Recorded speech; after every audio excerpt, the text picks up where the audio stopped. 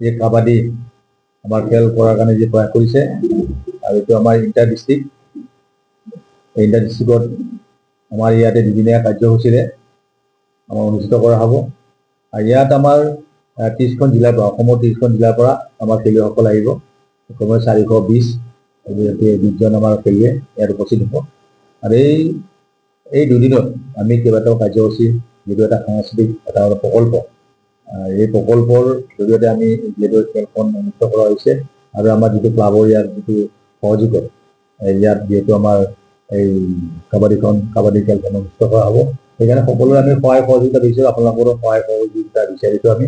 আৰু ইয়াতে আমি বিভিন্ন জিলাৰ পৰা অসমৰ বিভিন্ন জিলাৰ পৰা যিহেতু আমাৰ খেলুৱৈ টেকনিকেল অফিচিয়েল বা ভলেণ্টিয়াৰসকল আহিব, যাতে আমি তেওঁলোকক আমি কি ধৰণে কেনেধৰণে আমি ৰখা ব্যৱস্থা, খোৱা ব্যৱস্থা, গোটেই ব্যৱস্থা আমি কৰাৰ কাৰণে প্ৰয়াস কৰিছোঁ আমাৰ এই প্ৰকল্পৰ দ্বাৰাই।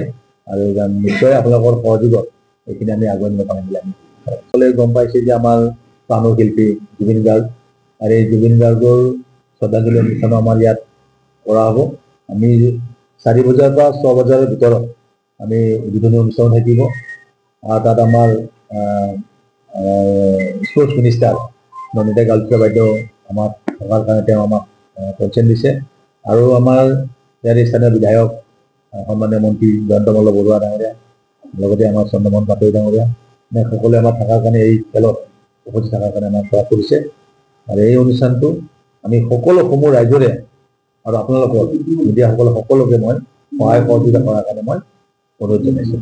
গোটেই 30খন জিলাৰে আমাৰ 30খন জিলাৰ পৰা আহিব।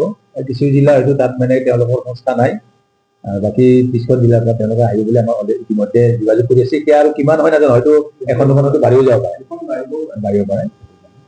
এতিয়া আমাৰ মানে যোগাযোগ কৰিছে। ইয়াৰ পৰা যিসকল ভাল পাৰদৰ্শিতা দেখাব তেওঁলোকক ইতিমধ্যে আমাৰ হাৰিয়ানা প্ৰদেশত যিটো এখন খেল এখন হ'ব, তাত মানে দিয়াৰ কাৰণে আমাৰ ইয়াৰ পৰা বাছনি কৰি কাৰণে ইয়াত সংবাদদাতাসকল, সন্মানীয় মঞ্চত উপবিষ্ট অতিথিসকল, আমি আপোনালোকক জনাবলৈ পাই সঁচাকৈ ভাল লাগিছে যে আমাৰ যি কাবাডী খেলখন অহা 1 আৰু 2 নৱেম্বৰ তাৰিখে হ'বলৈ গৈ আছে, তাত আমি এটি বিশেষ কাৰ্যসূচী ৰাখিছোঁ। কাৰণ অসমৰ আটাইৰে হাৰ্টথ্ৰব, আমাৰ আটাইৰে হিয়াৰামতি জুবিন গাৰ্গ ডাঙৰীয়া আমাৰ মাজৰ পৰা নোহোৱা হৈছে। যদিও আমি অসম কাবাডী সন্থাৰ তত্ত্বাৱধানত আৰু বৰৰাজা সাংস্কৃতিক প্ৰকল্পৰ উদ্যোগত খেলখন পাতিবলৈ গৈ আছোঁ, তৎসত্ত্বেও আমি জুবিন গাৰ্গৰ প্ৰতি শ্ৰদ্ধাঞ্জলি কাৰ্যসূচীও এটা অতি সুন্দৰভাৱে পতাৰ ইয়াত প্ৰয়াস কৰিছোঁ। সেই শ্ৰদ্ধাঞ্জলি অনুষ্ঠানত নলবাৰী জিলাৰ বিভিন্ন পৰ্যায়ৰ শিল্পীসকল আহি উপস্থিত হ'ব। তাত আমাৰ নলবাৰীৰ লোক সংস্কৃতিৰ অনুষ্ঠানৰ মাজেৰে আমি এই শ্ৰদ্ধাঞ্জলি অনুষ্ঠানটো আমি আৰম্ভ কৰিম। তাৰপিছতে জুবিন গাৰ্গ ডাঙৰীয়াৰ 11টা গীতৰ এক সমাহাৰৰ জুতি এটা, 11টা গীতৰ একেলগে সমাহাৰৰ জুতি এটা 11জন শিল্পীয়ে একেলগে ইয়াত পৰিৱেশন কৰিব।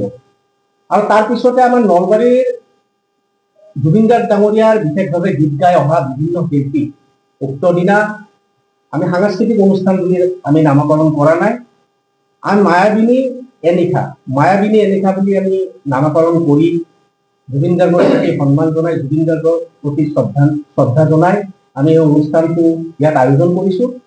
আৰু আমাৰ সেইদিনাখন যিসকল সন্মানীয় শিল্পী আমাৰ ইয়াত উপস্থিত থাকে, আমি প্ৰতিগৰাকী শিল্পীকে আমি পোনপ্ৰথমতে মায়াবিনী গীতেৰে আমাৰ এই অনুষ্ঠান ইয়াত আৰম্ভ কৰিব।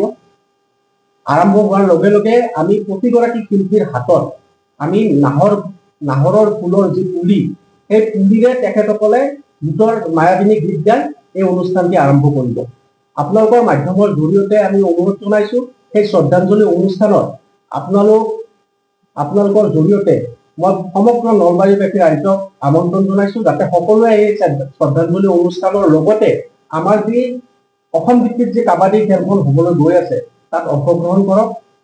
আৰু সেই অনুষ্ঠানতে আমাৰ অসম চৰকাৰৰ মাননীয় মন্ত্ৰী ৰঞ্জিত কুমাৰ দাস ডাঙৰীয়া, মাননীয় মন্ত্ৰী অশোক সিংঘাল ডাঙৰীয়া, মাননীয় মন্ত্ৰী ডক্টৰ মনোজ পেগু ডাঙৰীয়া উপস্থিত থাকিব বুলি আমাক জনাইছে।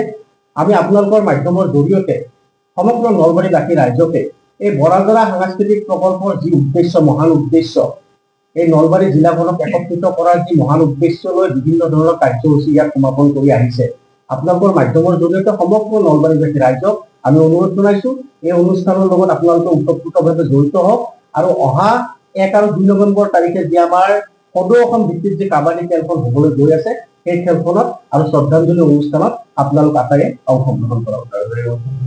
1 তাৰিখে আমি শ্ৰদ্ধাঞ্জলি অনুষ্ঠানটোৰ আয়োজন কৰিছো। লগে লগে আমাৰ নাহৰৰ আমাৰ কিছু সংখ্যক পুলি আমি ইয়াত ৰুই আমি তাক অতি সুন্দৰভাৱে ৰখাৰ বাবে প্ৰয়াস কৰিছো। আমি বিভিন্ন নাহৰৰ পুলি আমি এই স্থানতে আমাৰ বৰাজৰা গাঁওখনত আমি সেইদিনাখন বৃক্ষৰোপণ হিচাপে কাৰ্যসূচী এটাও হাতত লৈছো। সাংস্কৃতিক প্ৰকল্প বৰাজৰা কাণ্ডসূচীৰ উদ্যোগত আৰু অসম কাবাডী সন্থাৰ তত্বাৱধানত অগ্ৰগতি সংঘ বৰাজৰা আৰু নলবাৰী জিলা কাবাডী সন্থাৰ সহযোগত 1 আৰু 2 নৱেম্বৰত আমাৰ ইয়াত সদৌ অসম 15 দল আন্তঃজিলা কাবাডী প্ৰতিযোগিতা ল'ৰাৰ আমি ইয়াত অনুষ্ঠিত কৰাৰ কাৰণে প্ৰয়াস কৰিছোঁ। ইতিমধ্যে আমাৰ সন্মানীয় 150খন খেল ইয়াত অনুষ্ঠিত হ'ব আৰু দুদিনতে আমাৰ সেই খেলসমূহ আমি মানে শেষ কৰাৰ কাৰণে প্ৰয়াস কৰিছোঁ। সেইকাৰণে আমি 2টা দিন সময় লৈছোঁ। এনে 4 দিনৰ খেলসমূহ আমি 2 দিনত আমি খেল শেষ কৰাৰ কাৰণে প্ৰয়াস কৰিছোঁ। গতিকে আমাৰ 5খন কোৰ্ট থাকিব আৰু ইয়াত আমাৰ প্ৰায় মুঠ 525 গৰাকী ইয়াত বিভিন্ন জিলাৰ পৰা ইয়াত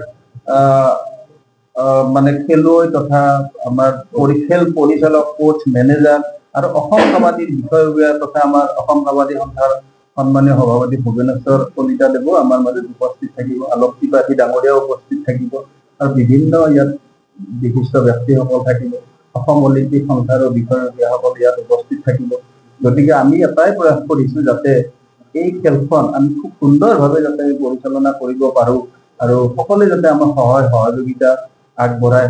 নলবাৰীবাসী নহয়, সদৌ অসমবাসীলৈ আমি আন্তৰিক মানে জনাইছোঁ যাতে এই খেলখনত আমি সকলোৱে যাতে মানে সুন্দৰভাৱে যাতে খেলখন অনুষ্ঠিত কৰিব পাৰোঁ, তাৰ বাবে মই আশা কৰিছোঁ। যিকোনো খবৰৰ বাবে যোগাযোগ কৰক 7099017330 লগতে 7099017110 নম্বৰত।